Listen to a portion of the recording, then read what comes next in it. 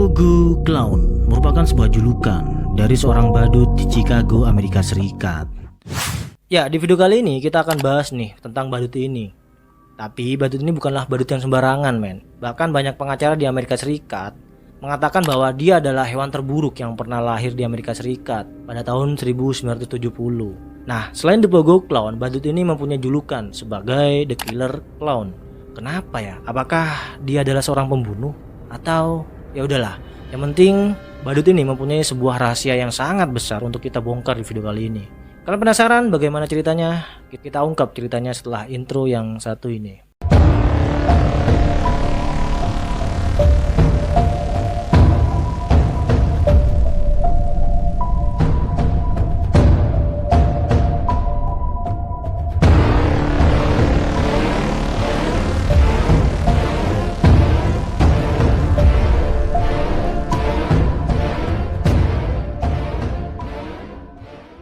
Ya, disclaimer dulu ya, kita dalam mengungkap kasus-kasus kriminal, tujuannya bukan untuk memberitahu kalian bagaimana caranya melakukan sebuah tindakan kejahatan.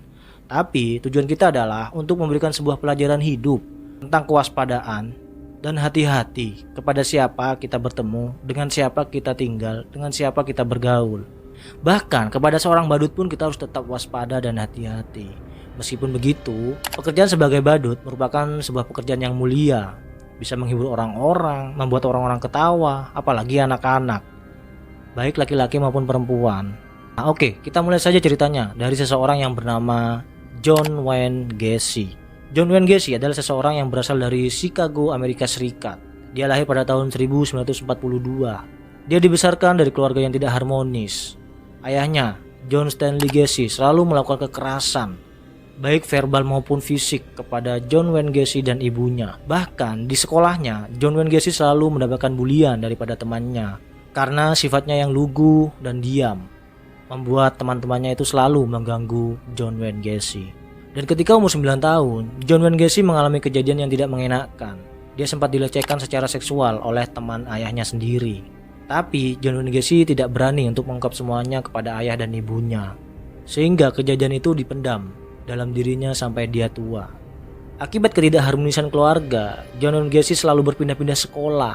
Bahkan pada suatu hari dia sempat di-drop out oleh sekolah karena memang jarang masuk. Nah, disinilah kita bisa ambil pelajaran bagaimana keharmonisan keluarga itu penting dalam tingkat pendidikan anak dan mental seorang anak. Meskipun begitu, John Wayne Gacy selalu berusaha untuk tetap lulus atau melanjutkan tingkat pendidikannya sampai lulus SMA. Dan ketika sudah lulus SMA, John Wayne Gacy kuliah di University Northwestern. Singkat cerita, ketika dia lulus kuliah, dia melanjutkan karirnya sebagai salesman di sebuah pabrik sepatu di Chicago. Dalam pekerjaannya, dia dikenal sebagai anak yang rajin. Sehingga pada suatu hari, bosnya itu memberi kepercayaan kepada John Wayne Gacy untuk mengolah satu gerai pakaian pria di Chicago pada waktu itu.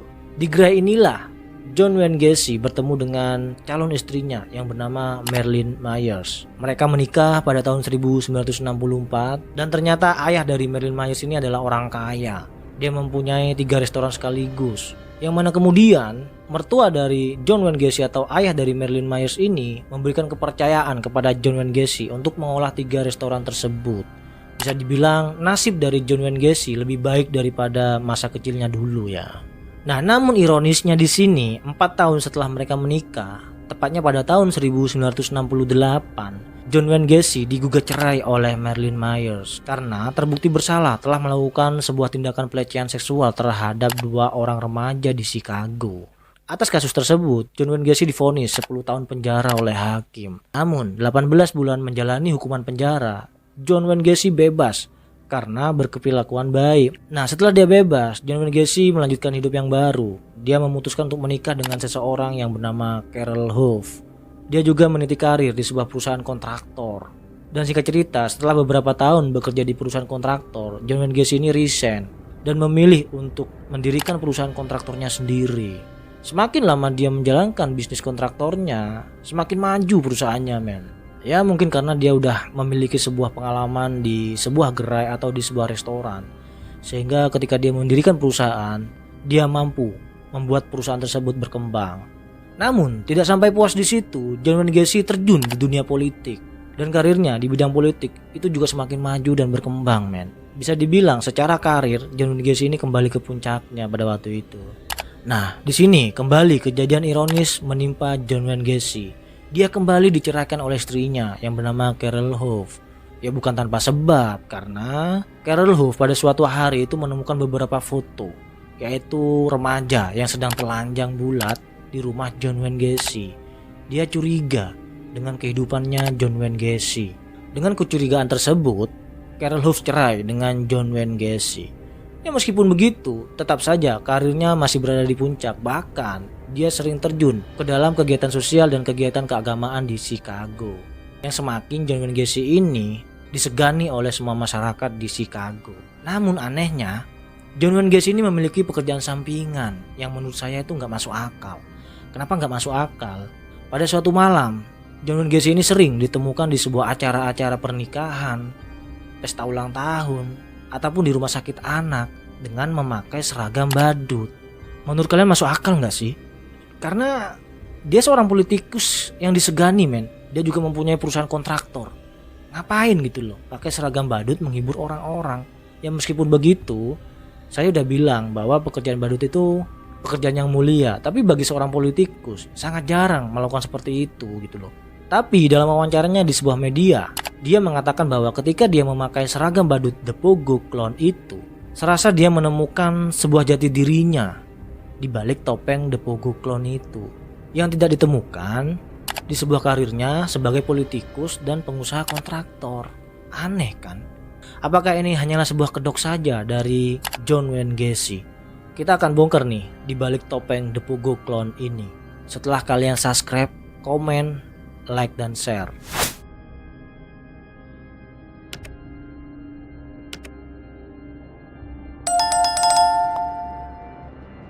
Oke, jadi di balik topeng The Pogo Clown ini, John Wayne Gacy memiliki rahasia yang sangat besar yang mulai terbongkar ketika pada tahun 1975 beberapa warga atau tetangga dari John Wayne Gacy melaporkan sebuah kejadian kepada pihak kepolisian. Karena pada waktu itu tetangga dari John Wayne Gacy ini sering melihat beberapa remaja keluar masuk dari rumah John Wayne Gacy. Ya karena ada laporan tersebut, pihak kepolisian langsung mendatangi rumah John Wayne Gacy dan menanyai beberapa remaja yang sering keluar masuk di rumah John Wayne Gacy. Ketika ditelusuri, ternyata nggak ada hal yang mencurigakan. Bahkan banyak remaja yang keluar masuk di rumah John Wayne Gacy mengatakan bahwa dia hanyalah belajar tentang badut. Itulah jawaban mereka. Sehingga tidak ada hal yang mencurigakan ketika itu. Akhirnya polisi menghentikan penelusuran tersebut. Dan 2 tahun kemudian ada seorang remaja yang bernama Jeff Ragnall. Dia melaporkan kepada pihak kepolisian bahwa dia pernah bertemu dengan John Wayne Gacy dan John Wayne Gacy memberinya sebuah barang haram yang memabukkan kepada Jeff Ragnall. Ketika barang tersebut dikonsumsi, Jeff Ragnall ini mabuk dan dibawa ke rumah John Wayne Gacy. Keesokan harinya dia heran, Jeff Ragnall ini sudah keadaan telanjang bulat. Setelah dia dilepaskan oleh John Wayne Gacy, dia melapor ke pihak kepolisian. Namun atas kasus tersebut, polisi sempat ragu dengan laporan Jeff Ragnall. Menurutnya dia hanyalah ilusi karena selama ini John Wayne Gacy adalah politikus yang terkenal dan disegani oleh masyarakat. Namun meskipun begitu, John Wayne Gacy didenda oleh pihak kepolisian sebanyak 3.000 US dollar. Ya mungkin karena kasus memberinya barang-barang haram ya kepada Jeff Ragnall. Nah, pada tahun yang sama, pada tahun 1977, John Wayne Gacy dilaporkan oleh 2 orang remaja atas kasus pelecehan seksual. Namun di sini pintarnya mengatakan kepada pihak kepolisian bahwa aktivitas dewasanya dengan 2 orang remaja ini dilakukan atas suka sama suka. Alasannya dia sudah cerai dengan istrinya, kemudian dia perlu melakukan aktivitas seksnya. Tapi menurut saya nggak masuk akal juga, men. Karena sebelumnya ketika dia menikah dengan Marilyn Myers, dia terbukti bersalah juga melakukan sebuah tindakan pelecehan kepada 2 orang remaja pada waktu itu. Oke, kita lanjut. Dan setahun kemudian, nah disinilah rahasia dari John Wayne Gacy mulai terbongkar. Pada tahun 1978, ketika itu jam 9 malam, seseorang remaja yang bernama Robert Peace pamit kepada ayah dan ibunya untuk bertemu dengan seseorang yang akan memberikan pekerjaan yang baru dan gaji yang lebih tinggi. Dia pamit kepada orang tuanya untuk pergi ke perusahaan farmasi tempat dia bekerja untuk bertemu orang tersebut. Namun pada jam 11 malam orang tuanya bingung Robert Peace belum kunjung pulang ke rumahnya. Jam setengah 12 malam, ayah dan ibunya langsung mendatangi tempat Robert Peace ini bekerja, yaitu perusahaan farmasi. Sampai di sana, Robert Peace nggak ada, men. Karena curiga Robert Peace ini hilang, orang tuanya ini melaporkan ke pihak kepolisian. Setelah ditelusuri oleh pihak kepolisian, perusahaan farmasi tempat Robert Peace ini bekerja lagi direnovasi oleh perusahaan kontraktornya John Wayne Gacy ini. Karena ada hubungannya dengan John Wayne Gacy, apalagi John Wayne Gacy memiliki track buruk ya setelah beberapa tahun ke belakang. Sampai di kantor polisi, ya karena memang gak ada bukti apa-apa, John Wayne Gacy bilang dan membantah dia gak tahu dan dia gak kenal dengan Robert Peace, siapa dia. Namun di waktu yang sama, pihak kepolisian menggeledah rumah dari John Wayne Gacy. Sampai di sana, dalam penggeledahannya, pihak polisian menemukan satu cincin. Cincin itu merupakan sebuah cincin alumni dari sekolah Maine West High School. Ya wajar, di semua sekolah atau di universitas itu selalu memberikan kenang-kenangan untuk alumninya. Ya enggak? Dan kenang-kenangan di sekolah itu adalah sebuah cincin. Nah, setelah ditelusuri lebih lanjut, ternyata cincin tersebut pemiliknya adalah John C. Dilihat dari data kepolisian, John C ini hilang 2 tahun yang lalu, men. Oke, satu bukti sudah ditemukan bahwa John Wayne Gacy terlibat dalam kasus kriminal atas hilangnya John C. Ya seperti kita tahu bahwa penyidik mempunyai pertanyaan yang menjebak ya. Dan pada akhirnya John Wayne Gacy terjebak dalam sebuah pertanyaan dan menyimpulkan bahwa dia memang terlibat atas hilangnya remaja yang bernama John C. Tapi dia nggak bilang di mana John C. Akhirnya keesokan harinya pihak kepolisian kembali menggeledah rumah John Wayne Gacy. Dalam penggeledahannya, pihak kepolisian menemukan sebuah lubang atau pintu kecil yang arahnya itu menuju ke basement. Akhirnya dibongkarlah pintu kecil tersebut. Ternyata setelah masuk di pintu kecil tersebut, polisi menemukan 7 mayat di basement John Wayne Gacy. Dan salah satu dari 7 mayat tersebut adalah John C. Wow, dari sinilah rahasia besar dari badut The Pogo Clown ini terbongkar, men. Namun ironisnya, dari 7 mayat tersebut tidak teridentifikasi sebagai Robert Peace. Namun John Wayne Gacy masih mengelak dia tidak terlibat dalam hilangnya Robert Peace, tapi dia terbukti dalam pembunuhan remaja yang bernama John C. Ya tidak sampai di situ, ya meskipun kepolisian menemukan 7 mayat, polisi masih curiga bahwa korban dari John Wayne Gacy ini lebih dari 7 mayat atau 7 orang. Akhirnya pihak kepolisian memutuskan untuk membongkar semua halaman dari rumah John Wayne Gacy. Setelah pembongkaran secara masif itu dimulai, benar saja men ya, menggunakan alat-alat berat dan menghancurkan. Bahkan rumah John Wayne Gacy sempat dihancurkan juga. Penggeledahan ini berhasil. Ternyata pihak kepolisian menemukan 25 mayat lagi. Total ditemukan adalah 32 mayat. Dari 32 mayat itu belum juga ditemukan atau teridentifikasi mayatnya dari Robert Peace. Gak tahu Robert Peace ini ditaruh mana. Yang kemudian pada suatu hari John Wayne Gacy ini mengakui semuanya. Dialah pembunuh dari 32 mayat tersebut. Dan dia juga mengakui bahwa John Wayne Gacy telah membunuh Robert Peace yang mayatnya dibuang di sungai. Dan keesokan harinya mayat dari Robert Peace ini ditemukan di tepi sungai oleh warga. Wow. Seorang badut membunuh 33 orang remaja yang usianya 15 tahun sampai 20 tahun. Ya begitulah rahasia besar di balik topeng The Pogo Clown ini. Dan sebelum disidang, John Wayne Gacy ini memberikan pengakuan kepada pihak kepolisian bahwa yang pertama, memang benar John Wayne Gacy ini memakai seragam badut The Pogo Clown hanyalah sebuah kedok untuk menarik perhatian remaja agar seorang remaja tersebut mau ke rumahnya, dan setelah di rumahnya seorang remaja ini dilecehkan secara seksual. Dan ketika remaja ini tidak mau melakukan aktivitas dewasa dengan John Wayne Gacy, dia akan dibunuh dan dikubur di sebuah basement rumahnya. Yang kedua, John Wayne Gacy pernah bayar 150 orang anak remaja untuk melakukan aktivitas dewasanya, dan dia akan membunuh remaja-remaja yang meminta bayaran lebih dari harga yang disepakati.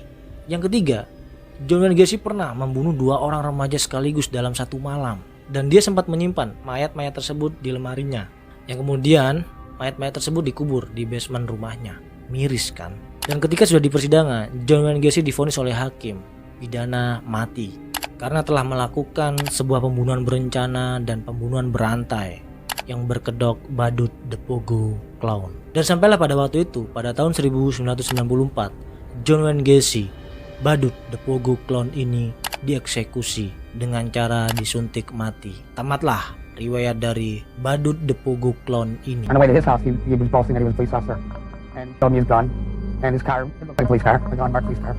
He had a spotlight and everything. This man, we'll call Jim, doesn't want his identity revealed. He met Gacy in a bar and was invited to his house to do some drugs. For some reason, he survived his ordeal and can now tell us what happened. Did he give you drugs? Yeah, and he told me to try this other stuff. It's better. So I tried it, and a minute or so later, I passed out. I ended up in the bedroom, and he was messing me. He was sexually assaulting you. Yes, and I tried to push him off, and I couldn't. You're probably one of the few that ever got away alive. Did you do it? I don't know. Well, I told him I wanted to go back to my car, and he said, "Well, okay, I got to go to church anyway, so I'll give you a ride back." And he gave me a ride back. And he gave me a handful of speeders, and I got back in my car and went home. Like nothing happened? Yeah. What was your reaction when Gacy was arrested? I got lucky. I got lucky he didn't kill me. But at least 33 others were not as lucky. He is proud of what he has done. I think he's proud of the title that he's got of the largest mass murder in the history of the United States. It's sick, but I think that he's proud of it. I think he took out his sexual fantasies on these boys. He accomplished his goal, and then murdered. Bagaimana menurut kalian? Komen di bawah ini. Sampai ketemu di video selanjutnya. Assalamualaikum warahmatullahi wabarakatuh.